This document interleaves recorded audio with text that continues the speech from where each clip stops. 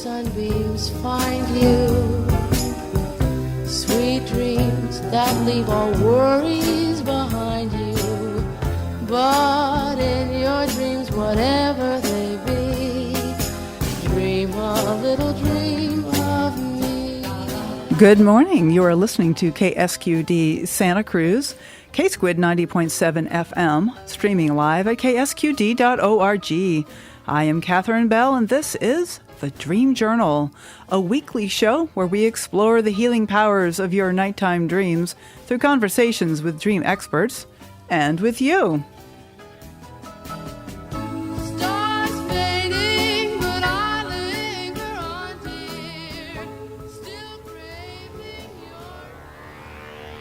In the words of Carl Jung, who looks outside dreams, who looks inside awakens. Your dreams are always leaving clues for you to follow. Why not learn to track them? My guest today is Bambi Corso-Steinmeyer, who will be unveiling her newly published book, Dream Tracking. Track your dreams and transform your life. Stay tuned.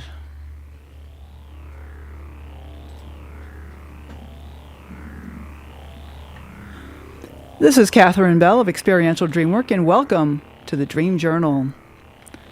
The Dream Journal is also a podcast, so you can look for that on all of your regular podcast places, and also on the KSQD website. Or you can tune into our show page at ksqd.org/the-dream-journal. Okay. So this is Rick Kleffel, and he has what did he call it? He's coming up on 100 recorded shows here of live music, or of this ambient music that he creates for us.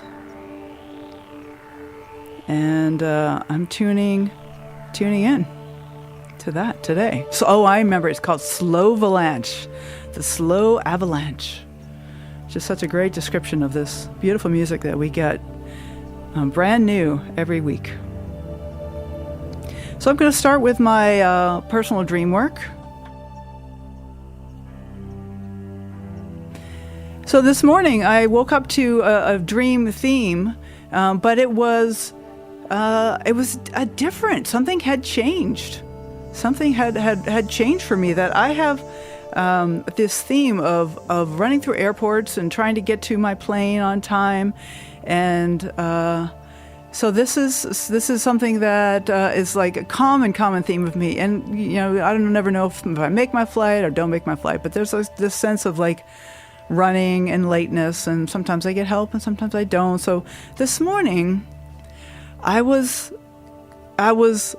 late, but it was like kind of okay. And in fact, I sat down with a friend and we just let our plane go.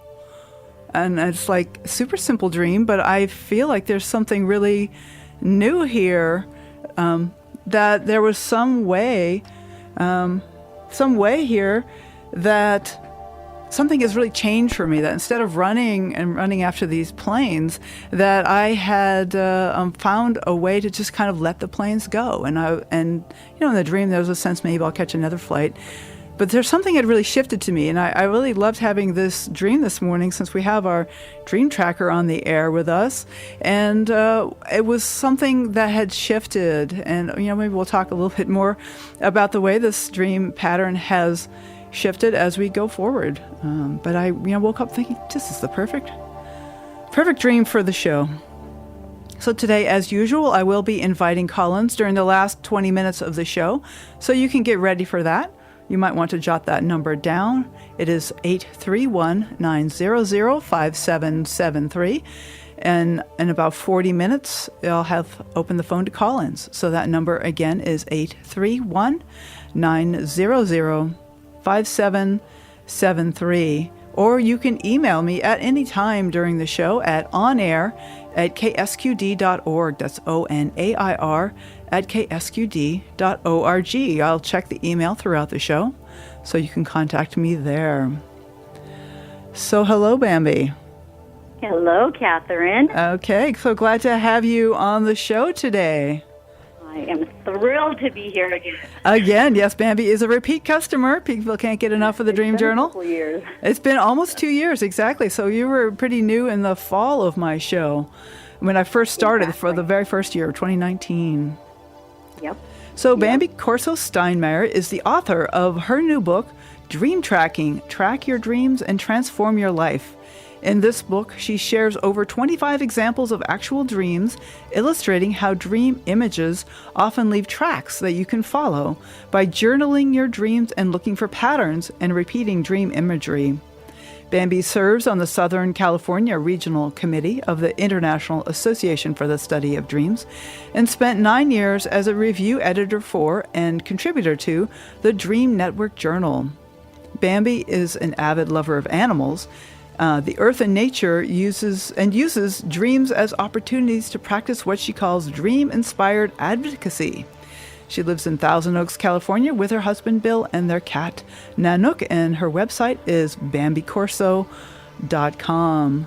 So yeah, hi Bambi.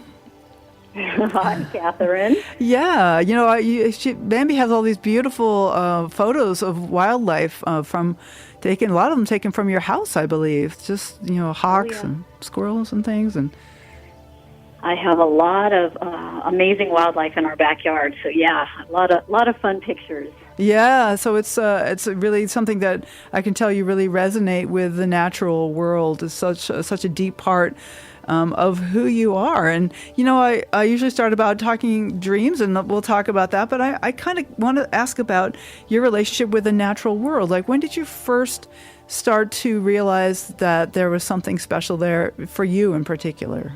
Well, I grew up in a family with a mom who just has a compassionate soul and always loved animals. So as children, we were always saving animals and birds. It didn't matter what it was. When it rained, we would go collect all the earthworms and make sure they weren't drowning and put them back up on the hill. So it's something that just, I kind of came in with it, and she helped feed it. And so it's been something that has permeated my whole life. Oh, wow. That's amazing. Yeah.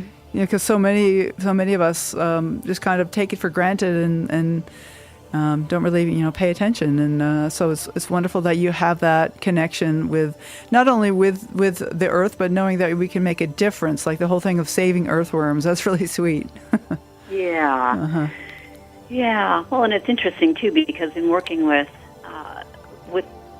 any kind of creature, even in the dream work, if I can look at them or look at the world through their eyes as well as my own, it opens us up, I think, in a compassionate sense. Yeah. And the way that we are in our waking world and how open and big our heart can be for all living things. That's well said.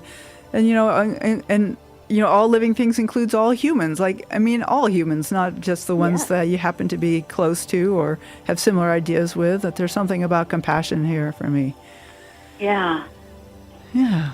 So another question I have for you, Bambi, is how have your dreams been working with you lately? And you finished this huge project of a book, and I know what a lot of work that is. And so now there's, you're probably moving into something a little different now. And I'm wondering, what has been coming up for you lately in your dream life? Well, it's fun, and I'm glad that you asked because, tracking my own dreams is fascinating for me, too. And over the last 2 months, for example, what I'm starting to see is I keep having these images of gold. And so in one dream, there's a plastic blue turtle with some gold bar-looking thing on its neck. In another dream, there's gold folded pages, each one with a saying, but I don't get to read the saying until I get to that chapter. And then in another one, there's a golden retriever. And so in my own life, just working with the idea of gold and what that means, which, to me, that's really fascinating because at the same time that's happening, I'm also dreaming of weddings.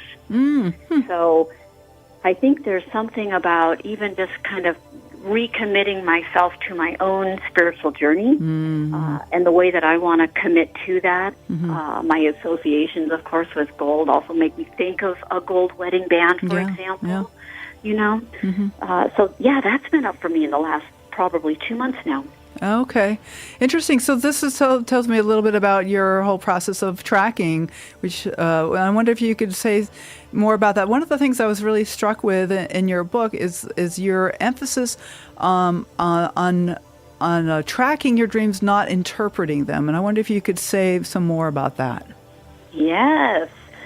So dream tracking, just as an idea, the whole idea is really based on exploring your dreams, investigating them, and discovering, versus just putting a meaning on something and then kind of filing the dream away. So, and with dream tracking, what I try to do is keep it open, that our dream life is constantly informing us on an ongoing basis. It's not that it is only communicating in one dream that we remember, but it's these bits and pieces that if we tie them all together and we look at them as clues and signs that are leading us someplace, our ability to follow them and to honor them by paying attention to them is part of the dream tracking journey. And so if I continue to follow images that repeat, or just images in general, it opens up an entire world to me that a single dream interpretation could potentially miss. I love that. Because there's something very rich about what you're saying, Bambi, that I've certainly, my relationship with my dreams, the dreams can be so baffling when you look at your own dreams that it's kind of hard to feel like I'm getting a handle. But when there's a theme, when there's something recurring, then I kind of light up. I'm like, ooh, it's another Burning Man dream, or ooh, houseplants, these themes that I have. And the one I talked about this morning, I'm not sure if you were able to hear part of that, about trying to catch an airplane, and this is like such a theme. And then this morning I woke up and I actually decided not to get on the airplane. Like, whoa. And so when I start to notice these themes, it kind of makes me really light up, even if I don't really understand the theme. Maybe I don't need to understand the theme. Right. It's like we don't have to understand our friends. We mean we love our friends and we're with them how they are. And maybe our dreams get to be our friends that way too. We get to see their patterns and what they like and don't like. And Exactly. And I think that's where the curiosity piece comes in. Yeah. Because, curiosity also opens us up to things, because the more that we can ask questions and be in the mindset of wondering, the more we're going to learn about ourselves and our world. Yeah. Curiosity is super, super powerful. I agree. Can you just say some more about curiosity? Let's spend a minute or two talking about that. Yeah. So, at least for me, curiosity helps me to become the discoverer and the investigator. So if I'm curious, one clue is going to lead to another and then another. So it's in that space of always wondering and being curious that I get moved forward in my life. So whether it's dreams or whether it's just something in my day-to-day life, as long as I'm asking questions and always trying to gather some more information, right, the bigger my world becomes. So I do think that a curious frame of mind is just a key component of even just living a more exciting life. Yeah, definitely. So I've made this distinction about curiosity, which is trying to really get an answer. Like, I want to know the answer now. Like, that kind of curiosity is kind of harsh, but there's a kind of curiosity that I like to think of as just being, I call it open-handed curiosity, and I don't even know what that means. It's just like this sense of like having my hands open and like just ready to accept and to let in whatever's there. There's something where I don't need to know a quote-unquote answer. I'm just wanting to, like, oh, who are you? Like meeting a person, you want to spend a little time with that person, like maybe spend a little time with that dream. Yeah, and it reminds me too of Eckhart Tolle and the whole idea of being here now. So without it being a goal-focused curiosity, what you're saying is more about living the experience from moment to moment and see what each moment has to unfold for us. Yeah. Right, exactly. I wonder if you have some examples that you'd like to bring in, either a recent dream of yours or a dream from the book or something that can kind of illustrate some of these ideas. On curiosity? Yeah. Oh my goodness, we have lots of them. Let me think about this for a second, because I think all dreams are going to have these curious pieces to them. I'll just share maybe not a specific dream, but just an idea of how to use it as a person is working with their dreams. Yeah, that'd be great. But one woman that a dear friend of mine that I do dream work with all the time has for probably about a year and a half now been having dreams that started off with having the color red. And the dreams themselves, of course, are all different, but the color red has consistently reappeared in multiple dreams. And when working with those dreams and working with curiosity, I think what's really helpful is to start looking at all of the pieces around it, so the settings, the people, the emotions, and start engaging with, so what else is going on in the dream? And that helps to kind of figure out where the color red, for example, is showing up and why it might be showing up, and not to, again, interpret it, but more just from the standpoint of, okay, what area of my life may this be speaking to and how? So, looking at the emotions in the dream and looking at the settings give us further clues that we can then follow. Right, so we've been working with those. We're still working with those. Yeah. Oh, absolutely. Well, these things don't never end. It's not over till it's over. Exactly. So I want to play a little piece of music here. This is a clip from something that Bambi recommended, which I think is a lovely piece of music called Queen's Reich. I don't know if I'm saying that right. Called Silent Lucidity. Do you know anything? Do you want to say a few words about this piece? I just love this song. This song has been around for years, but it's just, to me, is just an epitome of the dream time. I'd never heard of it, so I was really glad to add it to the repertoire. Good. So thank you. We are here. This is K-Squid, 90.7 FM, streaming live at ksqd.org, and you are listening to The Dream Journal. My name is Catherine Bell, and our guest today is Bambi Corso-Steinmeyer, and her webpage is bambicorso.com. In about 20 minutes, I will be opening the phone, so you can jot your number down if you like. That's 831-900-5773. That's 900 KSQD in the Santa Cruz area.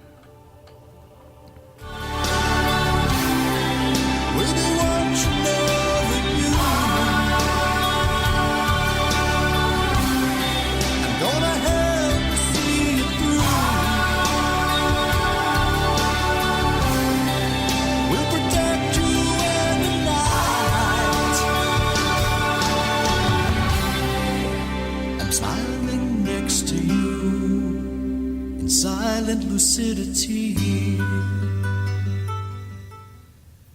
So you're listening to The Dream Journal. My name is Catherine Bell, and we're here with Bambi Corso-Steinmeyer, and she's talking about her new book of dream tracking. Hi. Hi. Oh, and your webpage is bambicorso.com, in case folks want to learn more about you. Yeah, thank you. So there's some things that I wanted to, that I was curious about from the book, which I think were really interesting aspects of the way that you work with dreams, and that it's really amazing kind of tutorial on how to work with your own dreams from soup to nuts, as they say, from recording the dream to moving it into the world. And in fact, there's the 4 overarching principles of this process. I wonder if you could just briefly touch on those 4 parts. Absolutely. So dream tracking is based on these 4 things. The first one is engaging your curiosity.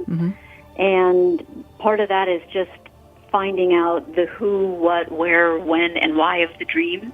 So opening it up, kind of like what we've been talking about here on the show, and just engage your curiosity. Allow it to be the one that you follow. Allow it to be the lead. The second principle is explore your emotions.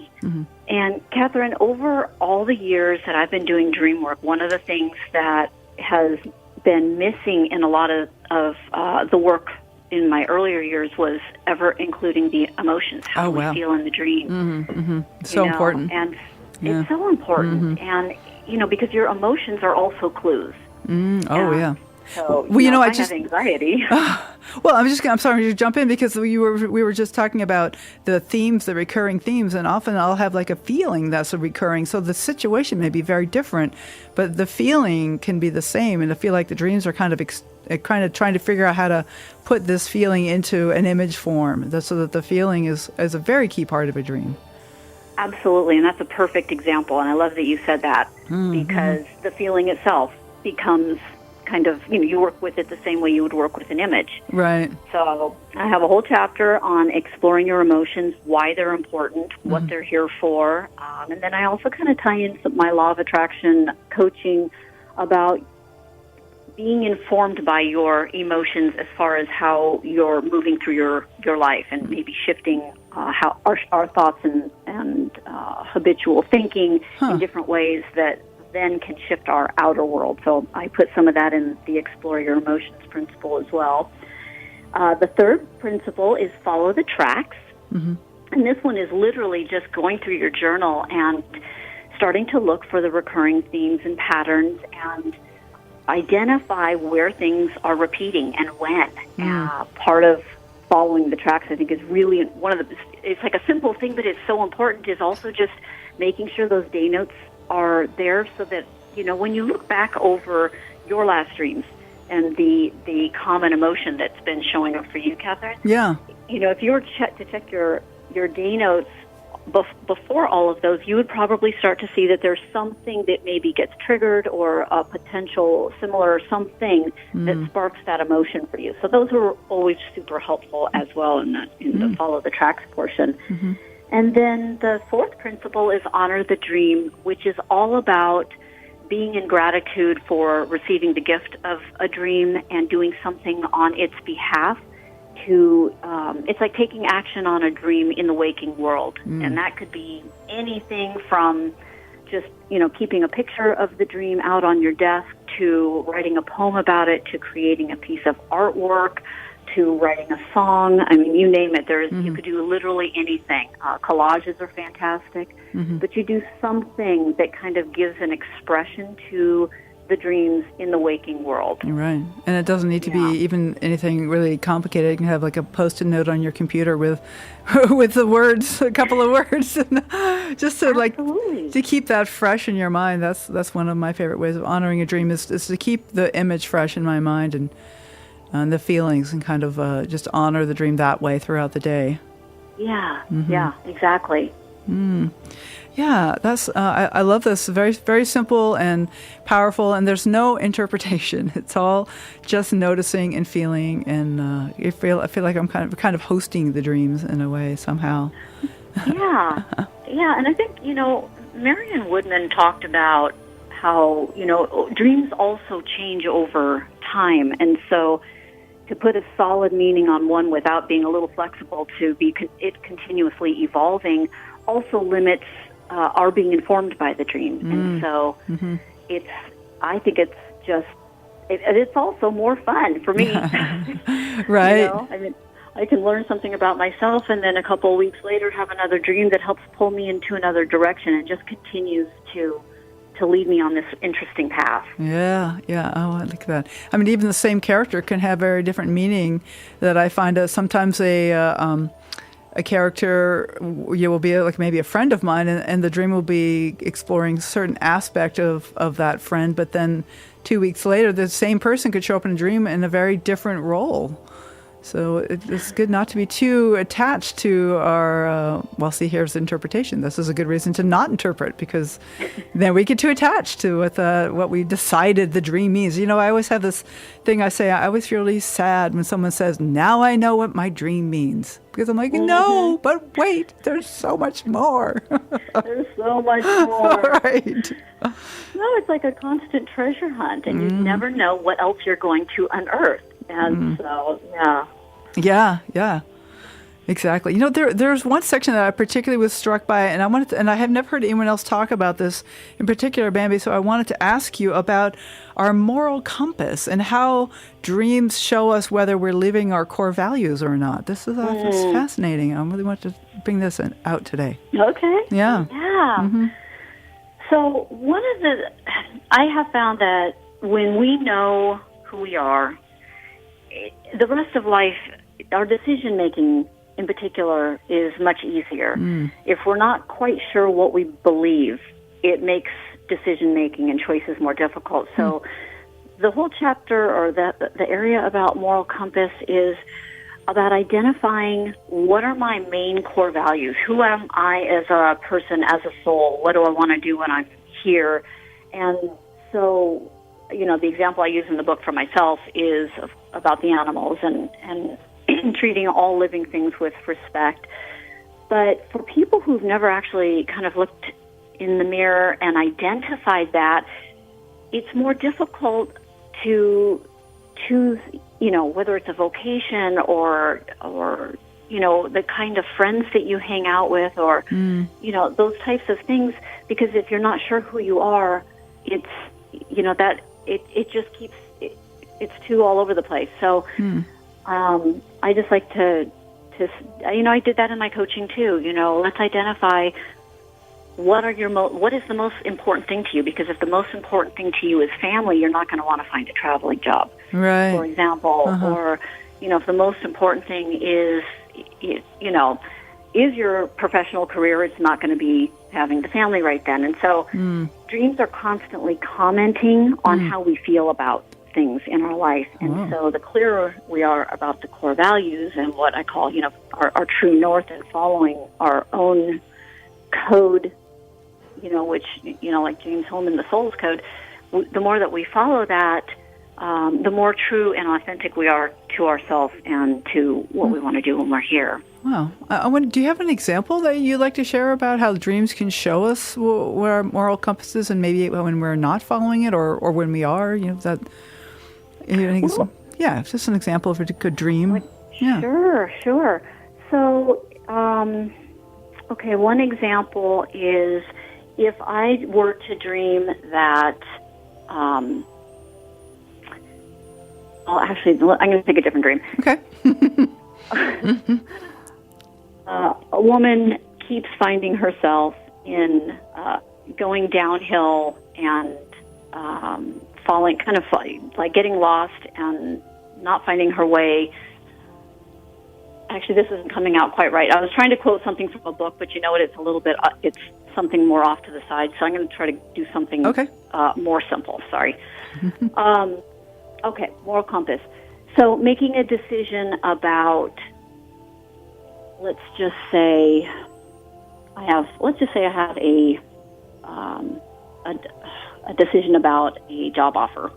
Yeah, that's a big choice. That always happens. Yeah, big decision. Big decision. And the dream is showing me that I meet with these people who are all wearing masks, for example, but I'm really, really excited to interact with them, and I'm thinking this is kind of fun, and yet there's this underlying thing about not being able to see something. If I were to wake up from a dream like that and look at the idea that, okay, something is potentially being hidden here, but my own desire to, you know, be attracted to the mask or to the scenario versus it actually being in alignment with who I am, if you can identify the separation between the two things kind of in the waking world, if that makes sense. So you're talking about like a full mask, like a Halloween mask, not so much like a COVID mask. I dig it. Yes, absolutely. No COVID mask on here. Right, we're talking about the whole face covered in, like, the people are being like inauthentic in a way. Right, Yeah. right. Uh-huh. And then, just reflecting on whether or not you're making a decision to take a job when you're not really seeing the full picture, or what is potentially something that's pleasing to the ego but may not at all be in alignment with who you are. Mm-hmm. That's not a fabulous example, but something like that. Yeah, I know. I get that. And so, but it's interesting. The dream might highlight something that I noticed in waking life, but only at a subconscious level. And that maybe my enthusiasm is kind of overriding my observational skills. That this is maybe not the best situation for me. But the dream might bring out the fact, like, are these people really being honest here? That's very well said. Yeah. Yes. And so by paying attention to that and feeling into that, we get to really kind of do a kind of a gut check. Am I letting my enthusiasm overrule my sense? Yes. Yeah. Okay. Right. That's helpful. That's great. I get that. So it's interesting to think about our compass and where we want to go. Do you have any advice for people of how to determine what is the most important thing? I mean, sometimes it's just a question perhaps of really stopping and asking the question. Maybe we just proceed through life and don't ask the question. But are there certain clues in people's lives, or that? I think it's generally what people are most drawn to, and I think definitely taking some alone time to get really clear about it is important. Mm-hmm. For me, I just did the simple list making. List making. It works. But seriously, when you sit and you ask yourself, okay, what does matter the most to me? Or you look at the opposite of something that will help you get clear about what matters to you most. And for some things, it's going to be super, super easy to determine what is most important in some areas of life. But sometimes in other ones, we have to really spend some time and figure that out. So. Right. Well, I imagine there might be some contradictions too. Like, I might say that family is really important to me, but if I'm working late at the office every night, what really is important? Like, and it's maybe it's a question of changing the story about myself sometimes. Like maybe at this point, career really is more important, and I should just kind of reconcile myself to that, and knowing that things do change over time. Yeah. Yeah. And I think, too, we also can feel when something isn't in alignment with who we are. Mm-hmm. We experience it as an inner conflict. When we go against our moral compass, even if we have not completely identified what that is. Mm-hmm. But if we do, it certainly makes things easier to understand in our life. And it makes our decision-making becomes easier because we won't do anything that goes against our core values. Interesting. Yeah. I'm thinking my whole motif of the airplane thing is such a relief to not be trying to catch that frickin' plane. And I still, all these years I've had this theme, I don't know what that represents. But whatever it is, I'm letting go of it apparently, because it's like, I don't have to catch that stupid plane. Yeah. And so there's something here, like this sense of relief that feels like it's something coming into alignment in my core in some way. Yeah, and even just the idea that it's a plane, which can be a plane of existence. Oh, interesting. An airplane versus an emotional plane, or a physical plane, that kind of thing. Ah, interesting. I like those dream metaphors. Mm-hmm. Yeah. Okay. I have one more topic before our break. I'm just going to say this is K-Squid 90.7 FM, and I have one more topic which I'm curious about, which is sneaky snippets. Oh. Tell me a little bit about sneaky snippets. Yep. Mm-hmm. Okay, so sneaky snippets are those little tiny dreams where we just remember just hardly anything, and we think that they don't mean much, so we never write them down. Right. We're like, I just dreamt of, this little dog. Right. Or, whatever it is. So, but in all the years I've been working with people on dreams, so often the sneaky snippets end up being these they're like a condensed form of a longer dream. They can be so powerful. Yep. And so, paying attention to them is actually much more worthwhile than you might think. So even no matter how little, just write it down. Write it down. Exactly. And even part of that is just, the tracking piece of it is, if all I remember is I attended a wedding, that's all I write down. I attended a wedding. But then when I'm looking through the whole journal, long dreams and sneaky snippet short dreams, I start to see a pattern. Oh, yeah. So they can fit in with the overarching pattern. Right. Yeah. Makes sense to me. Yeah. So I have a snippet that I had a dream of being in a zebra herd, just a couple of zebras. I saw some zebras, and they were really close, looking at the sides of them. So they're like I was somehow part of the herd. That was it. Just zebras, two zebras. And I worked on it, and it just opened up to this whole huge thing of finding my tribe. And I have zebras all over my house now.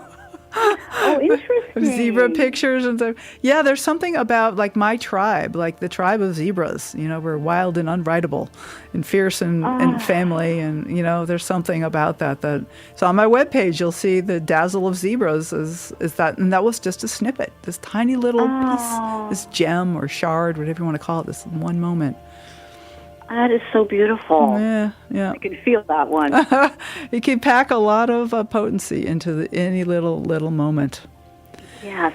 So now I'm going to play a little piece of music, another one recommended by Bambi, which is called "I'm Only Human," and it's performed by Diana. Let's see if I can get this right. Ankudanova. Thank you, Ankudanova. Okay. Yep. Yeah, I think you guys will enjoy this. I really enjoyed this version, the live version of "I'm Only Human." You are listening to The Dream Journal, and this is K-Squid, 90.7 FM Community Radio of Santa Cruz. We are about to start our last segment, so the phones are open. The number to call is 831-900-5773, or you can send me an email at onair@ksqd.org.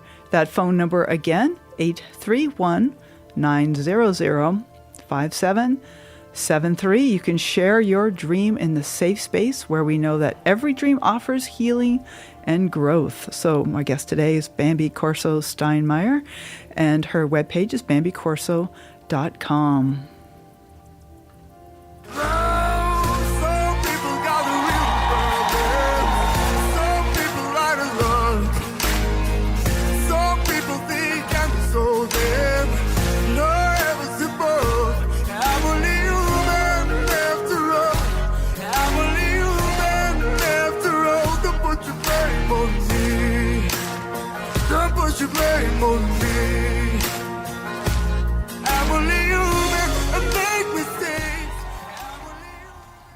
So this is Bambi Corso-Steinmeyer, and also I want to say the phones are open. If anybody would like to call, the number is 831-900-5773, or you can email me here at onair@ksqd.org. So I wanted to say that I've been curious about the whole process of writing a book, because I talked to you almost 2 years ago, and you were, I believe, we were well into the process, maybe even near the end of the process. And like, what did you learn about?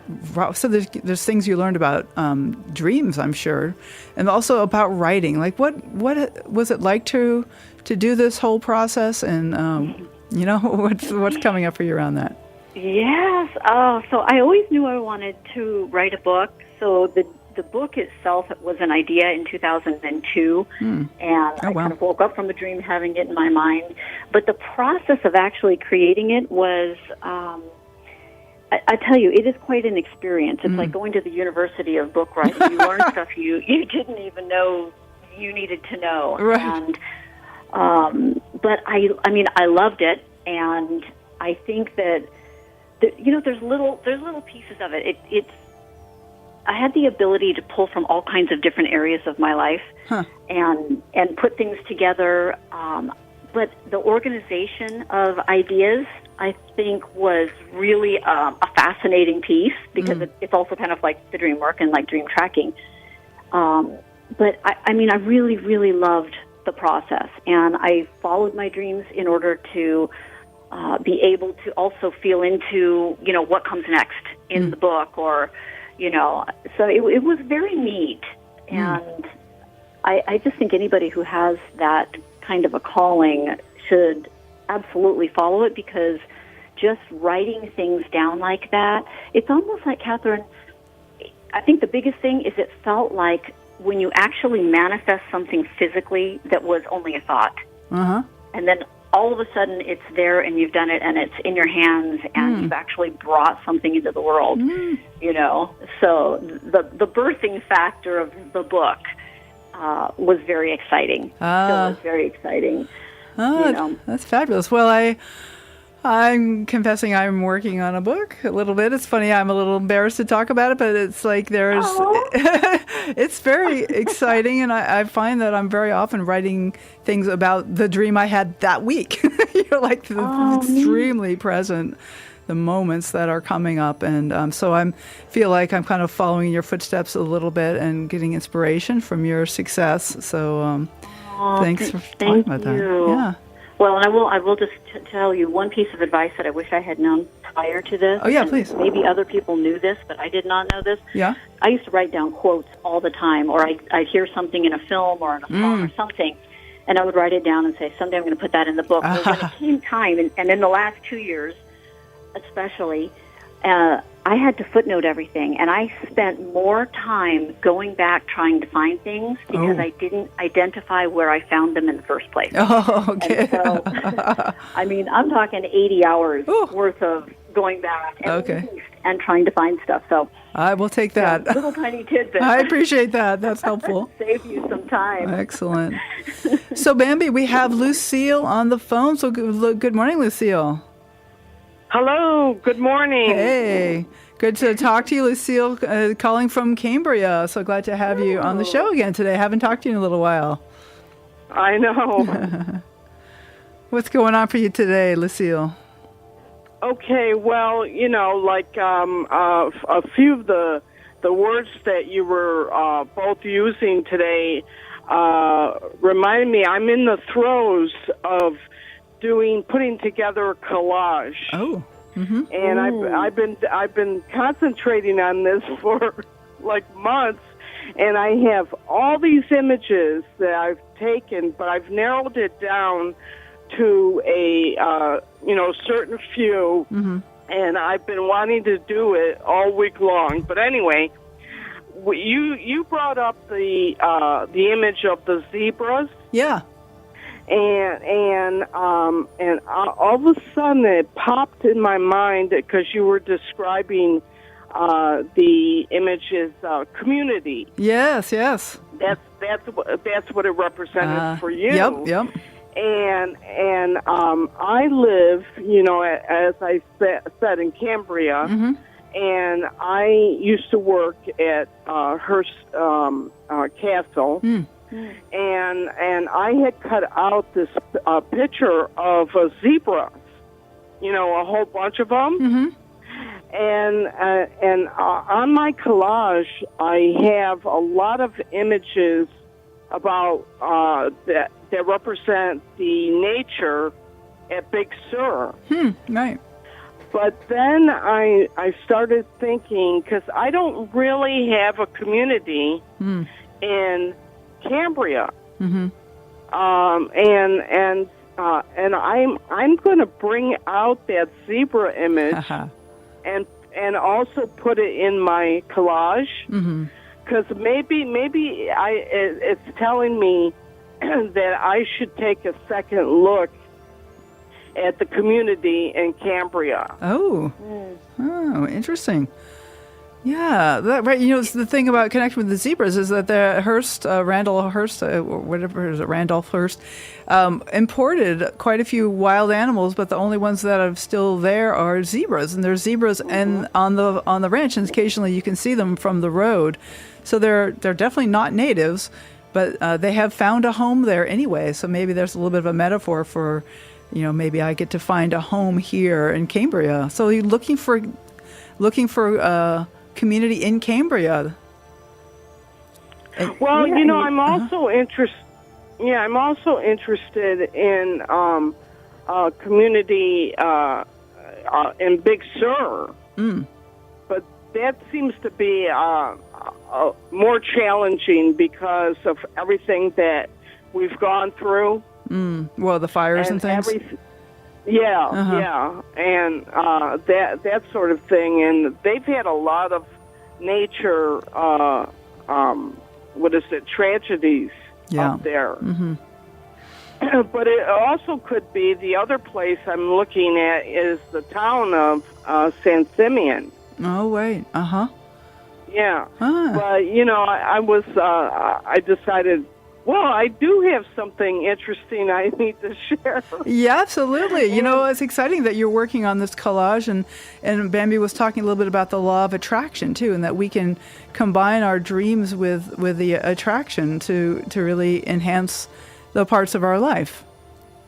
Yeah, and something else, Lucille, yes. Oh, I just wanted to share, Lucille, another thing that I think is really neat about what you're talking about is pulling information or, your insight from Catherine's zebra and how that affects your life. And it just reminds me of dream groups and dream sharing because, we learn so much from each other. But it's shared experiences and it's shared information. Absolutely. And we all grow from each other's dreams and by sharing them. That is one of the wonderful things about groups is that we get to share our dream images and also our hopes and our waking life dreams of what we want to move forward. What are we dreaming about? What are we dreaming toward?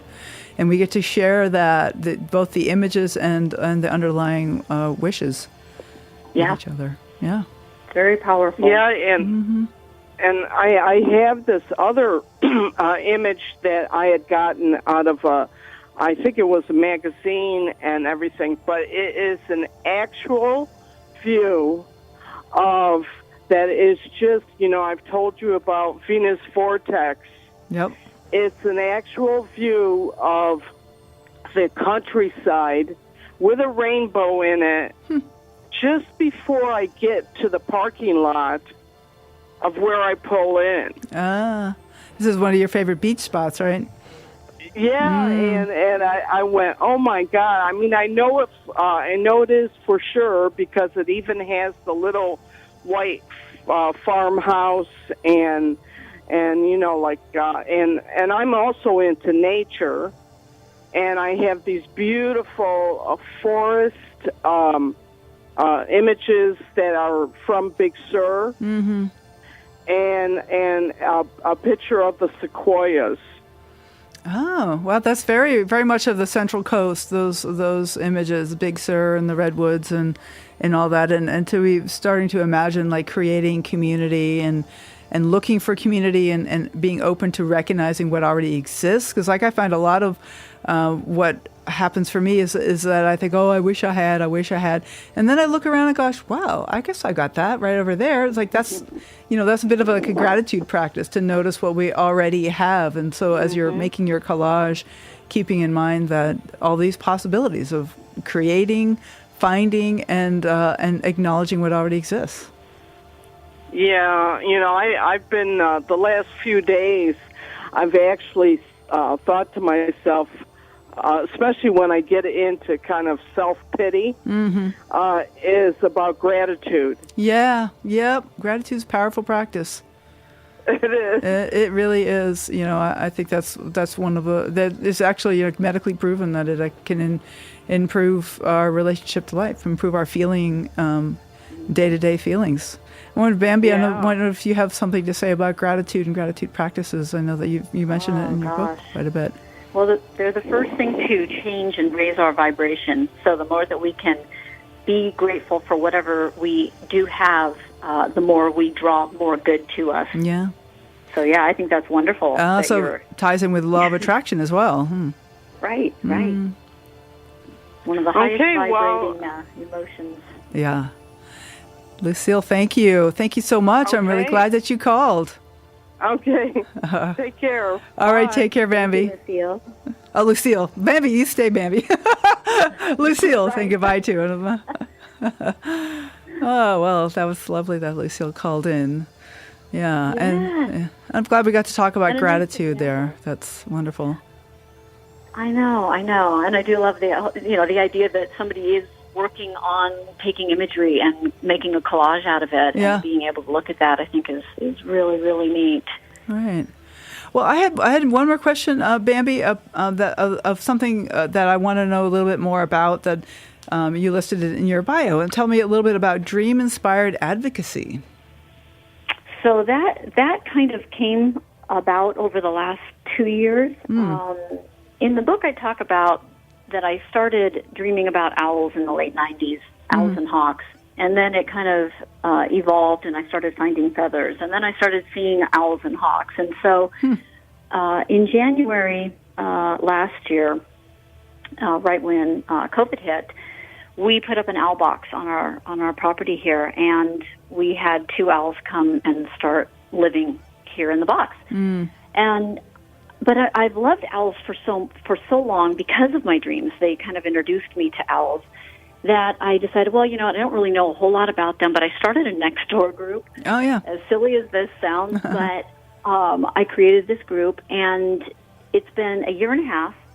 And what has happened, Catherine, is I've got 445 people who are part of that particular group, which is a large amount on Nextdoor. Yes. And it's inspired a lot of people to put up owl boxes in the community, and kind of the ripple effect of that, and why I call it the Dream Inspired Advocacy, is the owl boxes are part of helping to keep the food chain safe and not using pesticides. Yes, because, you do the natural way of rodent control. And in addition to, of course, the fact that owls are incredible and beautiful and wonderful and all of that, but it has now morphed into creating a kind of a secondary poison-free group in the area that I live in, and raising awareness about the effects of poisons on our wildlife. Yes. And, so it's advocacy is different than activism to me. It's like it's more about education. It's not so much of a fight as much as a raising of consciousness. And so it's dream inspired because the owls started showing up first in the dream. And, as I kind of followed the dreams of finding a lot of trash, which still seems connected because there is, there's a lot of cleanup that needs to be done. Right. Well, thank you. And I like how that's like another way of honoring our dreams, is bringing that into waking life and making an actual difference in the world. Right. So how can our listeners get in touch with you? Well, just the website that you gave everybody, the BambiCorso.com. Has all my contact information there, and the book's on Amazon and Barnes and Noble, and it's called other outlets. Dream Tracking, and what's the subtitle? Track Your Dreams and Transform Your Life. Beautiful. So, do you have any final thoughts you'd like to share with our listeners? Oh gosh, just that. So much. A wide open question. Yeah, right? Of course. just that I really encourage people to open to that portal of information that we have access to each and every night, because we get so much information that we won't see in the waking world. And also dreams help us save time. So the more that we can be informed in the dream time, just the more we learn while we're here. Well put. Thank you so much, Bambi Corso-Steinmeyer, and I'm looking forward to seeing you at the IASD next summer, if not before. Thank you so much. I hope so. All right. Thank you, Catherine. I appreciate it. Take care. Okay, bye-bye. Next week, we will have on the show Barbara Condron. Tune in and find out about her experiences with visitation dreams, the dreams of people with dementia, and the School of Metaphysics. Listen to the live broadcast next Saturday at 10 a.m. or catch the podcast replay, which, as usual, will be released on the Monday following the show. Stars fading, but I linger on, dear. I am Catherine Bell, and this has been the Dream Journal. Thanks for listening. You can find out more about my dream coaching practice at experientialdreamwork.com. And you can email me at catherine@ksquid.org. That's KATHERINE@ksqd.org. If you have a dream you're curious about, please contact me so we can talk about it together in a free introductory dream consultation. If you do like this show, please leave us a review or a rating on Apple Podcasts, or tell a friend how much you are enjoying the show. It really is time for a few more reviews. We have several reviews, but I would love to have a few more reviews on Apple Podcasts. So drop us a line there. I'd also like to thank my program assistant, Max Deaton, and our creative musician, Rick Kleffel, who is approaching 100 hours of music created for this show since we started almost 2 years ago. And thanks for our call-ins from Lucille. Thank you to all those fabulous donors who support this station. K-Squid is entirely listener-supported, and donations are always welcome at ksqd.org. And when you do donate, be sure to tell them that you are a Dream Journal listener. When you wake up tomorrow morning, take a minute to look within.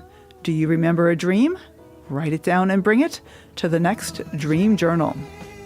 I am Catherine Bell, and you are listening to KSQD Santa Cruz.